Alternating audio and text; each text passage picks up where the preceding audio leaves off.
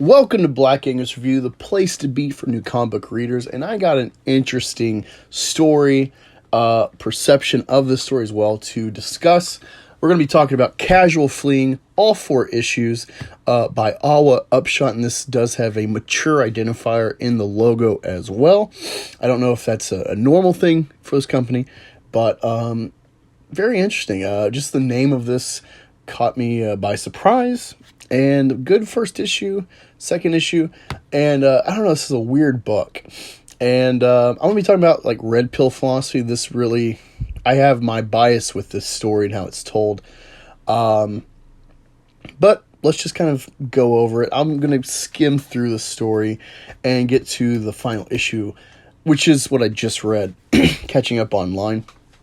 So, Casual Fleeing, you follow this career woman lawyer at her firm, and her husband is a stay-at-home dad, very devoted. He's somehow on top of things, but their marriage is kind of, boring because the work that she does for her career and the work he does for the family, they've kind of reversed the gender roles, and they both seem to do pretty good. Clearly, she's the main one pulling in the bacon, but if I recall, he does something as well online.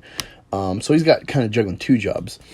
But he is in the effeminate role, so to speak, at least by our standards. And I think just generally speaking, historically, for humans, yeah, pretty effeminate, being a stay-at-home dad. Don't knock it, but it comes with its baggage.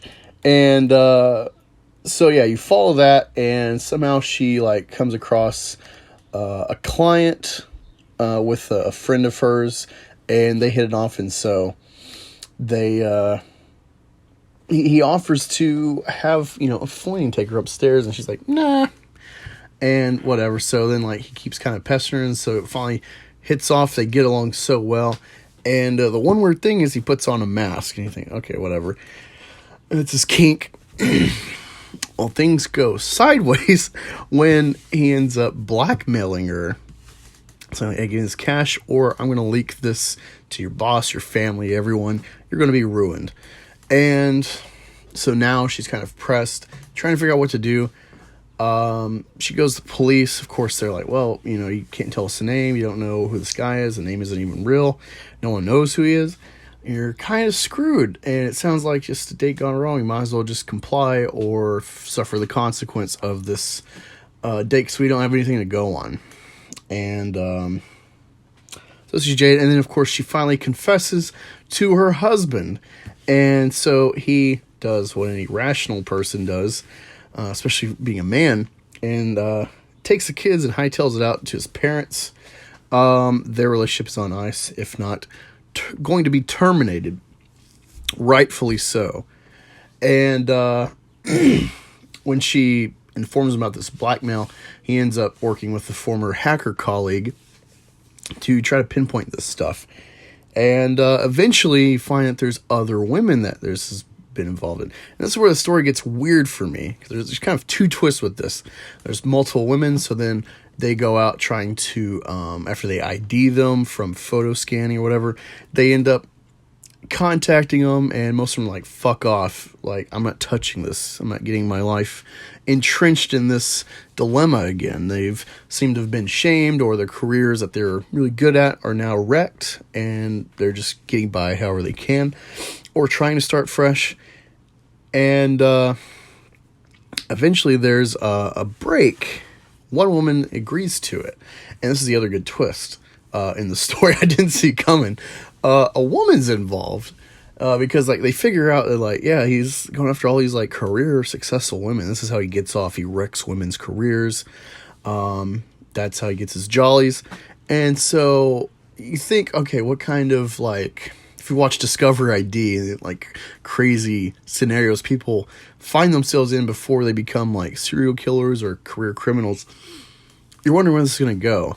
And I think that would have been a better angle for this story, is if they would have went into the guy's psyche about why he does this, because that's actually not really touched on after the twist of oh, it's career women he's targeting, and you learn that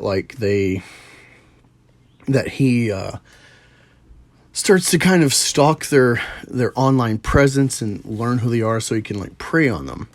All right, so there's a bit of deceit there, of course. Taking advantage of things like linking your Instagram to your Bumble, whatever. And they end up finding videos in the dark web of other women with this guy. But it turns out the woman, there's a woman with them, and it turns out that woman was one of them that agreed to go along with it. You learn in between that this is his wife, and for whatever reason, like, she gets off on him taking advantage of these women. But it goes more than just like doing kind of mirroring their interest and, you know, building a facade to get in their pants to then film this in the hotel room it's set up. But they actually rape some women, you know, roofie them, and they both have their way with them for whatever reason. And they never really get into like why that's an angle, if it's like some sort of suppressed anger with the mom, or one rich girlfriend just wrecked his heart, you know, especially with the woman, his wife, being involved, going along with this, that you could have like a really cool crime angle. So I'm very disappointed with that, that it's never really developed. But then there's this other angle where, despite the reality of this guy being a rapist of some of his victims, besides kind of taking advantage of what's available in the public about their persona and mirroring that to like engage them easily, they kind of go this angle that she's a victim. And I don't know, I can't really get on board with that. The one thing in the first couple issues with her life falling apart because of this affair, this fling, while she's married while her guy is at home taking care of her kids, seemingly kind of throwing his life to the curb to sustain her and her passions. She kind of deserves it. It's kind of like, I'm not rooting for this villain in the story too. I'm not rooting for him like, yeah, let's just keep doing this. But you're kind of, especially as a man, you're like, huh, you know what? It's nice to see the other shoe drop, because how many times do women just wreck a life built with someone just on the whim of things? 80% of marriages end in divorce thanks to the woman initiating it. And most of the time it's not abusive, it's just they're done with you. The vow means nothing. And most suicides from marriages ending are heavily men. And, you know, the whole marriage system and legal system with marriage and family really targets men because we're the providers, generally speaking. And so it's kind of nice to see the other shoe drop in this fantasy. I'm like, yeah, get yours, bitch. You thought you could get away scot-clean from wrecking this marriage? And that's kind of the thing, too, is like, as a man, regardless of what people believe, when a man cheats, it can mean nothing in regards to how he loves his wife or intimate partner. Man can chase 1,000, 1,000,000 women, whatever, and still love that one woman that he provides for. It's just like, you know, the nature of a man. But if a woman cheats, given the investment that even a fling can have for a woman, and the investment she has just physically where she's the incubator, if they cheat on you, you can't trust it. So I'm rooting the whole time for this husband, who's the real victim in this whole scenario. He never asked for any of this, and his kids that are oblivious as they're little. They're the actual victims of the story. But the story skeers back and kind of beta idea of like, well, let's forgive her because she's a victim and all this and blah, blah, blah. And, oh, let's just rekindle things and, oh, let's trust again. And it was just, man, I don't know. Maybe a couple years ago, if I was in the red pill community, I would see this different and buy it, this resolution between the couple. But I just can't. You know. This is written by betas.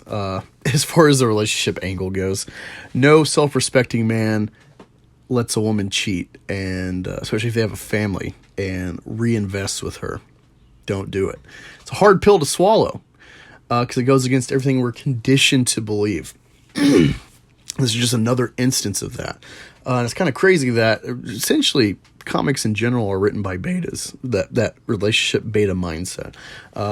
Once you get into this, start becoming aware. You watch Spider-Man, it's never the same, his relationship with Mary Jane.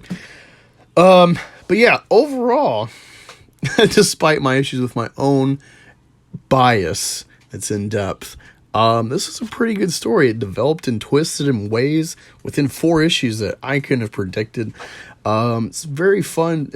I like this. This is what comics can be. It can be something way bigger than just men in tights, with the world's at stake. You can tell very personal stories.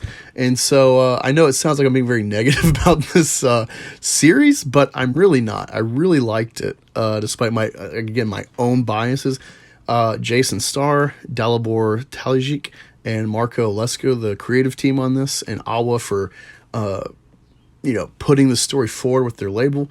A lot of credit to y'all. I want to see more. I love these kind of stories, especially when they don't go my way or something. I do like the surprises and twists. So I highly suggest, if you're interested to really dig into the story, see all the minutiae I've kind of just glossed over, for you to check out. I'm really interested to check out more of their content, and go check out Second Street Marvel, because he's kind of the guy who first keyed me on this label.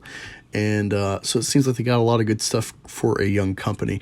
That's my take on Casual Fling. Have you read it? What did you think? Were you satisfied with the ending, or are you in my camp, kind of extreme camp, or are you somewhere in between? Let's talk about it in the comments. And what future comics would you like me to review? Talk to y'all next time.